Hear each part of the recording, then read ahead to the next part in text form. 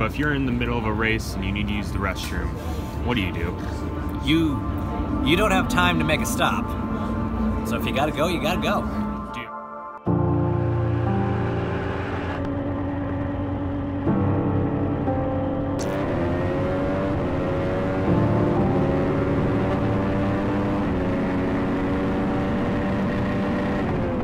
Let's imagine you're former Indianapolis 500 champion Will Power. You're 5 laps from taking home your second Indy 500 trophy when suddenly you realize you really need to pee.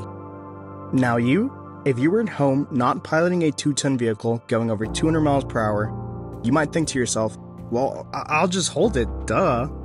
But note that if you're in a high-speed crash while your bladder is full, there's a very high likelihood of your bladder rupturing and your pee giving you sepsis and killing you. Here's what Mr. Power had to say in an interview about peeing in the middle of a race. Of course, he also cites concerns about a ruptured bladder, and thankfully, he clarifies that it's purely for safety. If you need to go use the bathroom while you're in the middle of a race, what do? Yeah, I just pee myself, man. Like, no one wants to hit a wall with full bladder. You burst that bladder, you're in big trouble. So, yeah, I pee myself. And you try and do that on straightaways, or is it just... I never do it under green. Okay. I never pee under green. If it was under yellow and I felt like I had a full bladder, I do it purely for safety. Avoiding a ruptured bladder is such a concern that many drivers actually have a strategy for when to pee if it ever comes to it. But despite all of these racers talking about their mid-race peeing habits, none of them actually wear anything under their suits to do their business. Yeah, I was shocked too. But before we dive headfirst into this peculiar race car driver habit, please consider subscribing, turning on notifications, and leaving a like and comment below. There's a very good reason for the lack of pee protection in a race car driver's gear. The inside of a typical NASCAR vehicle can reportedly get up to as high as 140 degrees Fahrenheit or 60 degrees Celsius, because this channel is European friendly. For comparison, the highest registered air temperature on Earth is 134.1 degrees Fahrenheit, recorded in Death Valley in the summer of 1913. Heat exhaustion and heat stroke become real concerns over 100 degrees Fahrenheit, so sitting in a car that's 40% hotter than that for over 3 hours is especially dangerous. To survive 3 hours of a convection oven on wheels, race car drivers need to wear suits that are as light and as breathable as possible. Any additional layers, such as the diaper, have a real risk of reducing a racer's ability to cool off and could result in heat stroke, hence racers adopting the preferred bathroom habit of babies. Already, drivers are so hot and sweat so much that NASCAR drivers are frequently reported to lose over 5 kilograms or roughly 11 pounds of body weight over the course of a single race. So what? Is NASCAR and racing worldwide secretly just a pissing sport? No. It turns out that racers rarely have to resort to turning their over-engineered car into a public bathroom because a significant amount of careful biological logistics and preparation goes into being a race car driver. For example, professional drivers meticulously plan out their hydration and diet way in advance of race day. This is so they can avoid over or underhydration, which can be deadly in a hot race car. And anyone who has prayed to the heavens knows that iffy foods can leave you seriously incapacitated, so drivers make sure to eat properly and avoid introducing new foods whose effects on a particular racer are unknown. Like, imagine finding out you're lactose intolerant an hour before a race. Ugh. Proper diet and hydration not only prevent accidents, but also prepare race car drivers for the other intense restrictions and physical demands of racing. And Mick Schumacher fighting it all the way to the line. Verstappen comes home 7th, and Mick Schumacher takes his first points in Formula 1. For one, major races are won all the time by mere milliseconds. Basically, in a race, every second counts, and because mass affects acceleration, so does every pound. In simple terms, the lighter the car and driver, the quicker the vehicle can move. Teams like Mercedes and Red Bull are intimately familiar with the science behind acceleration and spend anywhere close to $100 million hyper-engineering their cars down to the atom and gram. Furthermore, Formula 1 rules impose a minimum car weight for safety reasons of 798 kilograms or 1,759.29 pounds. So if a team wants to decrease the mass of a vehicle below the minimum, they'll have to focus on lowering the mass of the driver while maintaining the muscular composition necessary to remain competitive. Yes, you heard that right. Race car drivers are muscular, if you didn't know, but more on that later. The second reason diet and hydration are tightly managed in racing is that drivers must be extremely fit. Fun fact, race car drivers are known for their reaction timing, but did you know that they're also some of the most athletic people on the planet? Yup, this guy right here can go toe-to-toe with the likes of him, and her. Now remember earlier when I said that it is absurdly hot inside of a car like those from NASCAR? The inside of a typical NASCAR vehicle can reportedly get up to as high as 140 degrees Fahrenheit or 60 degrees Celsius. Now what does heat have to do with physical fitness? Well, despite doing nothing more than just sitting down and steering, the average race car driver maintains a heart rate within the ballpark of 180 beats per minute over several hours of racing. That's comparable to the circulatory strain marathon runners experience.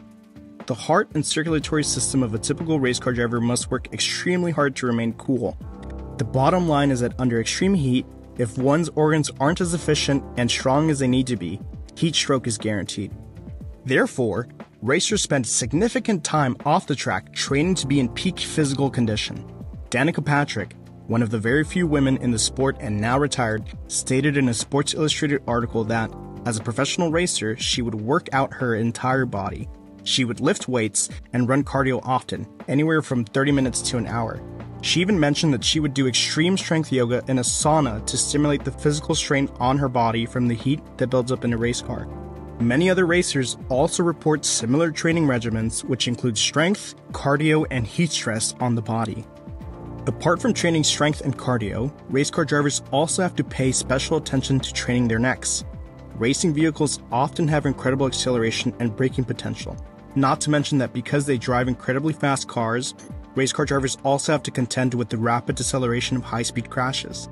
One of the dangers of rapid acceleration is the whiplash effect. While the body of a race car driver is strapped in, their head isn't. So a driver's head is just free to whip around when turning, accelerating, and crashing. An article by online news outlet divebomb.com states the following. Neck training is a vital aspect of Formula 1 drivers' physical condition, as it plays a crucial role in both performance and safety. By incorporating a variety of targeted exercises into their training regimen, drivers can build the strength and endurance needed to withstand the extreme forces experienced during a race. Ultimately, a strong and well-conditioned neck is essential for success in the demanding world of Formula 1 racing. If any of you have ever experienced whiplash before from a minor fender bender in traffic, you can only imagine the kind of damage a crash at F1 or NASCAR speeds can do to one's neck. Max Verstappen, one of the most famous race car drivers of all time for those who don't know, is known for his particularly invincible neck. In 2021, he was involved in a high-speed crash where he was reported to have experienced 51 Gs of deceleration force. According to an article by Boss Hunting, that would mean that for an instant, Verstappen was squished into the barrier he crashed into with the force of 3.6 tons of mass. While that crash would have probably killed any mere mortal, Max Verstappen walked out unscathed. If you Google search Formula 1 neck, you'll instantly understand why racers are more resilient than crash test dummies. Across the internet and social media, there are dozens of articles and videos about the Herculean neck strength of race car drivers, such as this video of McLaren Formula 1 driver Lando Norris. F1 drivers not only do leg and chest day, but they also have neck day. The same article by divebomb.com lists a variety of exercises that are standard in a racer's neck training, including isometrics and resistance training.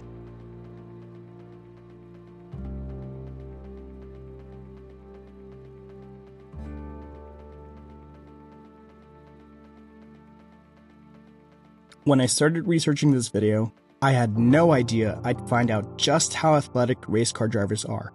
I'm not a racing fan, and I don't follow the sport at all. All I originally wanted to know was what happens when a driver needs to pee. We've all been there, where we really have to go and we drop everything to run to the nearest bathroom, and race car drivers don't really have that luxury. But as I jumped down the rabbit hole of how racers prepare for their sport, I was genuinely astounded by the sheer depth and rigorousness of their physical and mental training. When the average person, such as myself, thinks of an athlete, we think of the biggest, the fastest, the strongest, the most accomplished, or the most groundbreaking. We don't really think all that much about the people who seem to just sit behind the wheel of a car just like the rest of us.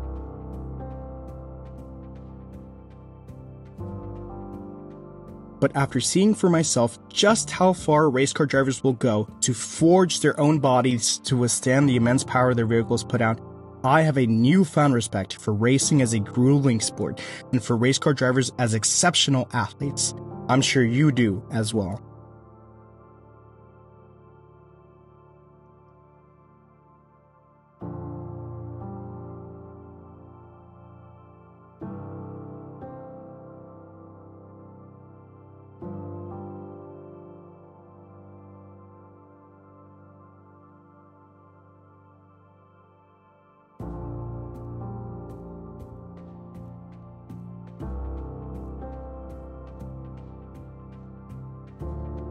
Alright everybody, that's going to do it for this video. Of course, thank you so much for taking the time to listen or watch. If you found yourself appreciating my content, maybe show your support by subscribing to this channel and dropping a like on the video. Alright, that's going to do it for this week, and I'll see you all next week. Bye-bye.